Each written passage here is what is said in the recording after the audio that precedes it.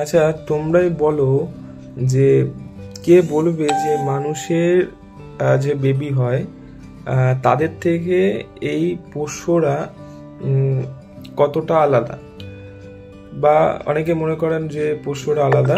তো তোমাদের একটা দৃশ্য দেখাই।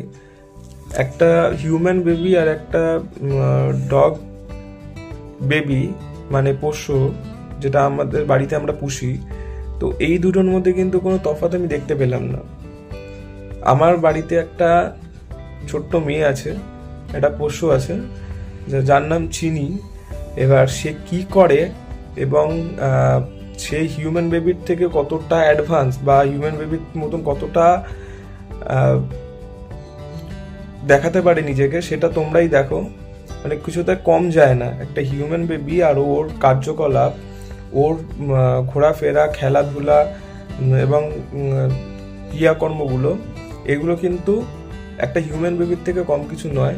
সুতরাং ওদেরকে কিন্তু অবহেলা করা উচিত না, কারণ ওরাও একটা বাচ্চা, বাড়িতে আমরা নিয়ে আসছি, পুষছি। তো তোমাদেরকে দেখাই ওর অবস্থাটা। আর আমার পাশে শুয়ে আছে, কি করে শুয়ে আছে অবস্থাটা দেখে নাও।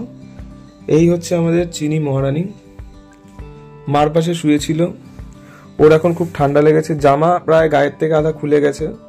মানে আমাদের বাচ্চারা যেরকম, মানে আমাদের হিউম্যান বেবি যে বাচ্চারা হয় বা যে বাচ্চারা আছে, শুধু হিউম্যান বেবি নয়, তো সেরকম প্রত্যেকটা প্রাণীরই যে বাচ্চাদের মধ্যে একটা আলাদা আলাদা বৈশিষ্ট্য থাকে, তো ওদের মধ্যেও কিন্তু একটা আলাদা বৈশিষ্ট্য থাকে। কিন্তু আমি কিন্তু এর মধ্যে কোনো বৈশিষ্ট্য খুঁজে পাচ্ছি না আলাদা কিছু।